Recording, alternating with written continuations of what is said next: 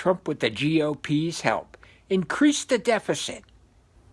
Tariffs killing business.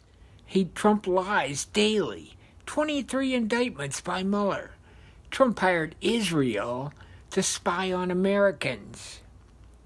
Adultery, racism, obstruction of justice, hush money, money laundering. Trump moved millions of dollars, many millions of dollars around the world. Less health care for all Americans. Joined church and state. In other words, one religion is preferred over another, which is against the Constitution. Trump lies every day. Do you want this in our future?